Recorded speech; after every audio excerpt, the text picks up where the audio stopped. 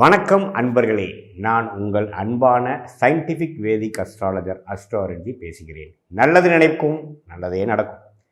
இப்போ பார்த்தீங்கன்னா, இந்த நம்மளுடைய சேனலில் சயின்டிஃபிக் வேதிக் அஸ்ட்ராலஜி முறையில் அறிவியல் சார்ந்த ஜோதிட கருத்துக்கள் பார்த்துட்ருக்கோம். மூட நம்பிக்கைகளை போகிறதில்ல, எந்த விஷயத்தையும் மிகைப்படுத்தாமல் உள்ளது உள்ளவாறு பார்த்துட்ருக்கோம். தொடர்ந்து நம்மளுடைய வீடியோஸ் பாருங்கள். சேனலை சப்ஸ்கிரைப் பண்ணாதவங்க சப்ஸ்கிரைப் பண்ணிக்கங்க, ஃப்ரெண்ட்ஸ் அண்ட் ரிலேட்டிவ்ஸ்க்கு ஷேர் பண்ணுங்கள். இந்த காணொலியில் நம்ம என்ன பார்க்குறோன்னா, ஒரு பார்த்திங்கன்னா சில சிக்கலான சில முடிவுகளை எடுக்கக்கூடிய ஒரு தருணத்தில் இருக்கக்கூடியவருக்கு எப்படி ஜோதிடம் சம்டைம்ஸ் கன்ஃபியூஸ் பண்ணிடுதுங்கிற ஒரு கான்செப்டை பார்க்குறோம். உங்களுடைய திருமணம் காதல் திருமணமாக ஆகக்கூடிய அமைப்பு இருக்கா அல்லது நிச்சயிக்கப்பட்ட திருமணமாக அமைப்பு இருக்கான்னு பார்க்கும் பொழுது, கடந்த ஒரு 30 வருஷமாக 90s கிட்ஸ் 2K கிட்ஸ் இந்த பிரச்சனைகள் அதிகமாக வந்துட்டுருக்கு. இந்த முடிவுகள் எடுக்க வேண்டிய விஷயமா இருக்குது. பெற்றோர்களும் இதனால் கொஞ்சம் பாதிக்கப்படுகிறார்கள். ஏன்னா நம்மளுடைய கல்ச்சர், சோஷியல், எக்கனாமிக் எல்லாமே கொஞ்சம் 30 வருஷமாக மாறிவிட்டது. ஸோ அந்த அடிப்படையில் பார்த்திங்கன்னா, முதல் 30 வருஷத்துக்கு முன்னாடி என்ன பார்த்துட்டு இருந்தோன்னா, எது களத்திர தோஷம் என்று நினைத்து கொண்டிருந்தார்களோ ஜோதிடர்கள், அந்த களத்திர தோஷம் உள்ள ஜாதகம் இப்போ காதல் திருமணம் ஆகக்கூடிய ஜாதகமாகவும், காதல் திருமணம் ஜெயிக்கக்கூடிய ஒரு ஜாதகமாகவும் உருவெடுத்து இருக்குதுங்கிறது நிறைய பேர்னால அடாப்ட் ஆக முடியல. அந்த காலத்தில் பார்த்திங்கன்னா காதல் திருமணம் குறைவாக இருக்கிறனால இது மாதிரி ஒரு அமைப்புகள் வரும்பொழுது, சுக்கிரன் பாதிக்கப்படும் பொழுது, 7ஆம் இடம் பாவ கிரகத்தால் தாக்கப்படும் பொழுது, திருமணம் பாவம் ஒரு அளவுக்கு பாதிப்புள்ளாகும் பொழுது களத்திர தோஷம் என்று சொல்லி செவ்வாய் தோஷம் அந்த தோஷம் சொல்லிட்டு இருந்தோம். ஆனால் அதே அமைப்பு இப்போது சுக்கிரன்கிற கிரகம் சனி செவ்வாய் ராகு கேதுங்கிற பாவகிரகத்தின் தாக்கத்திலேயோ, 7ஆம் இடம் என்று சொல்லப்படுகிற திருமணம் பாவம் சனி செவ்வாய் ராகு கேதுங்கிற பாவகிரகத்தின் தாக்குதலையோ பார்வையிலேயோ சேர்க்கையிலேயோ இருக்கும் பொழுது, அது களத்திர தோஷம் இல்லாமல் அது விருப்பப்பட்ட திருமணம் ஆகக்கூடிய ஒரு அமைப்பு உண்டு. விருப்பப்பட்ட திருமணம் ஆனால் ஜெயிக்கலாம், காதல் திருமணம் நல்லா இருக்கும் அப்படிங்கிற ஒரு அமைப்பும், நிச்சயிக்கப்பட்ட திருமணத்துக்கு அமைப்பு சரியில்லை, நிச்சயிக்கப்பட்ட திருமணத்துக்கு தான் அது தோஷம் அப்படிங்கிற ஒரு கான்செப்ட் நிறைய பேர்னால அடாப்ட் ஆக முடியல. பழைய பாரம்பரிய தோஷர்கள் இந்த விஷயத்தை மிஸ் பண்ணிடுறாங்க. அதை இந்த பதிவில் நான் கண்டிப்பாக சொல்லணும்னு விரும்புகிறேன். இப்போ பார்த்திங்கன்னா, ஒரு திருமணம் அவங்களே விருப்பப்பட்டு கல்யாணம் பண்ணுறாங்களா அல்லது நிச்சயிக்கப்பட்ட பெற்றோர்களால் பார்க்கப்பட்ட திருமணம் பண்ணுறார்களாங்கிறதுக்கு 2-3 விஷயங்கள் இருக்குது. குறிப்பாக பார்த்திங்கன்னா, களத்திரக்காரகன் எதிர்பாலனத்தின் மாதிரி ஒரு நட்புணர்வை கொடுக்கக்கூடிய ஒரு பிளானட் என்னென்னா சுக்கிரன்ங்கிற ஒரு கிரகம் தான் எதிர்பாலினத்தின் மேல், பெண்ணாக இருந்தால் ஆண், ஆணாக இருந்தால் பெண்ணு மேலே ஒரு ஈர்ப்பை கொடுக்கிறது. முதல் நட்பாக ஸ்டார்ட் ஆகி அதுக்கப்புறம் அடுத்த நிலை படிநிலையாக காதலாக வயப்படுறது, காதலாக மாறக்கூடிய ஒரு கிரகம், காதலாக மாறக்கூடிய அந்த மாறுக்களுக்கு ஊணுதலாக இருந்தக்கூடிய, புஷ் பண்ணக்கூடிய, உங்களை அந்த டெசிஷன் எடுக்கக்கூடிய, அடுத்த லெவலுக்கு கொண்டு போகக்கூடிய, அந்த உறவை கொண்டு போகக்கூடிய ஒரு பிளானட் உங்கள் ஜாதகத்தில் எது வேலை செய்யுதுன்னு கேட்டிங்கன்னா சுக்கிரன் தான்.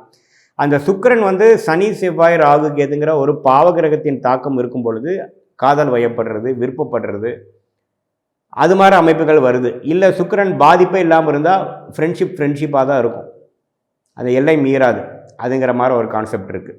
அதே மாதிரி 5ஆம் பாவங்கிற விருப்ப பாவமும் 7ஆம் பாவமும் கம்பைன் ஆகும்பொழுது, கனெக்ட் ஆகும்பொழுது விருப்பப்பட்ட திருமணம் ஆகக்கூடிய அமைப்புகள் உண்டு. அது ஒரு ஜாதக அமைப்பு டிஃப்ரெண்ட், குறிப்பாக பார்த்து தான் சொல்ல முடியும்.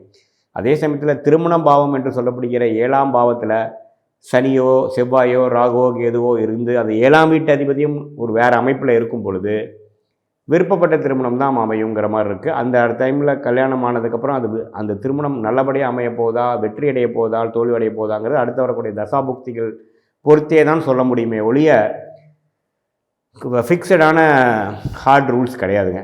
தசாபுக்திகளே மனித வாழ்க்கை நடத்தி காட்டும் சம்பவங்கள். அடுத்து வரக்கூடிய திசை 6ஆம் வீட்டு அதிபதி திசை, 8ஆம் வீட்டு அதிபதி திசை, 6, 8 பாவத்துவமாக இருந்து திசை நடக்கும் பொழுது என்னதான் காதல் திருமணம் ஆகும்பொழுது அருமையான ஒரு உணர்வும் அருமையான ஒரு புரிதலும் இருந்தாலும் அந்த திசை வரும்பொழுது பிரச்சனை ஆகுது. ஸோ அதெல்லாம் பார்த்தா முடிவு பண்ண முடியும். ஸோ இப்போதைக்கு நீங்கள் உங்களுடைய திருமணம் காதல் திருமணமாக நிச்சயிக்கப்பட்ட திருமணமாக தெரியுது, ரொம்ப ஈஸிங்க. சுக்கிரன் எப்படி இருக்காருன்னு பாருங்கள். 7ஆம் பாவங்கிற களத்திர பாவம் திருமண பாவம் எப்படி இருக்குன்னு பாருங்கள். ராகு கேது திசைகள் வருதான்னு பாருங்கள். ஏன்னா ராகு கேது திசை வரப்போ அந்நிய திசை வரும், அது இன்டர்காஸ்ட் மேரேஜை குறிக்கக்கூடிய ஒரு திசைகளாக இருக்கும். அதே சமயத்தில் அடுத்து வரக்கூடிய திசை குரு திசையா ராகு திசையா, அடுத்து வரக்கூடிய திசைகள் அந்த ஒரு அந்நிய சூழ்நிலையில் வாழக்கூடிய விஷயங்களா, சூரியன் சந்திரன் தந்தையாரை குறிக்கக்கூடிய சூரியனும் சந்திரனும் எப்படி இருக்கிறார், பெற்றோர்களால் ஒப்புதலோடு நம்ம கல்யாணம் பண்ண போகிறோமா, பெற்றோர்களோட ஒப்புதல் இல்லாமல் பண்ண போகிறோமா அப்படிங்கிறதெல்லாம் பூர்ணமாக நம்மளால் ஒரு ஜாதகத்தை அனலைஸ் பண்ணி பார்க்கலாம். இது மாதிரி பல அம்சங்கள் பொறிஞ்சிருக்குது. இது நிறைய பேர் பார்த்திங்கன்னா 90s கிட்ஸ் 2K கிட்ஸ் என்ன பாதிக்கப்படுறாங்க. இது ஒரு ஜோசியர் இது மாதிரி ஒரு கான்செப்ட் தெரியாத ஒரு ஜோசியர்கிட்ட சொல்கிறப்ப இது கடத்தல் தோஷம், இந்த திருமணம் இந்த 2 பேர்த்தை சேர்த்தா பிரிஞ்சிருவாங்க அப்படிங்கிறாங்க. அப்படி கிடையாதுங்க.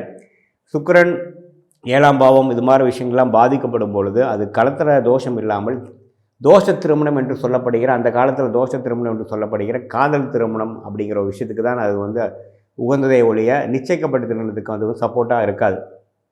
ஸோ அது நிச்சயிக்கப்பட்ட திருமணத்துக்கு தான் ஒரு தோஷமே ஒழிய காதல் திருமணத்துக்கு அது தோஷம் கிடையாது. சரி, அந்த காதல் திருமணம் ஜெயிக்க போதா இல்லையாங்கிறது வேறு ஃபேக்டர், தசாபுக்திகள் வச்சு மற்ற அமைப்புகளை வச்சு பொண்ணும் பையனோட ஜாதகம் வச்சு பொருத்தங்கள் பார்த்து தான் சொல்ல முடியும். ஸோ அதுதான் நீங்கள் தெரிஞ்சிக்க வேண்டிய விஷயம். ஸோ எப்போ ஒரு பாவகிரகத்தின் தாக்கத்தில் ஒரு கிரகம் இருக்குதோ அது அதோட வேலையை செய்ய ஆரம்பிச்சிருது, ஒரு கனெக்ட் கொடுக்குது, அவங்களுக்குன்னு ஒரு யூனிக் கேரக்டரிஸ்டிக்ஸ் கொடுக்குது, அவங்களுக்குன்னு ஒரு தனித்துவமான ஒரு உணர்வையும் ஈர்ப்பையும் கொடுக்குது. சொசைட்டியோட ஒன்றி போகாமல் தனக்குன்னு ஒரு இஷ்டத்தை அவங்களே டெவலப் பண்ணி தனித்துவமாக போகக்கூடிய ஒரு அமைப்பு கொடுக்குதுங்கிறது நம்ம புரிஞ்சுக்கணும். ஸோ இந்த அமைப்பில் நீங்கள் பார்த்து உங்களோட குழந்தைகள் உங்களோட ஜாதகங்கள் எப்படி இருக்குங்கிறத பார்த்து நீங்களே தெளிவாக பண்ணிக்கலாம். இன்னும் கொஞ்சம் ஆலோசனை வேணும் அப்படின்னா நீங்கள் ஒரு நல்ல ஜோதிடர் கான்டாக்ட் பண்ணி பண்ணலாம். உண்மையிலே என்ன மாதிரி விஷயங்கள் பிராப்தங்கள் இருக்குங்கிறது நீங்கள் தெரிஞ்சுக்கலாம். நன்றிங்க. மீண்டும் மற்றொரு காணொளியில் சந்திப்போம். அது வரைக்கும் பார்த்தீங்கன்னா மறக்காமல் ஃபஸ்ட் டைம் நம்மளோட சேனலுக்கு வந்தவங்க சப்ஸ்கிரைப் பண்ணுங்கள், ஃப்ரெண்ட்ஸ் ரிலேட்டிவ் ஷேர் பண்ணுங்கள். மீண்டும் மற்றொரு காணொளியில் சந்திப்போம். நன்றி, வணக்கம்.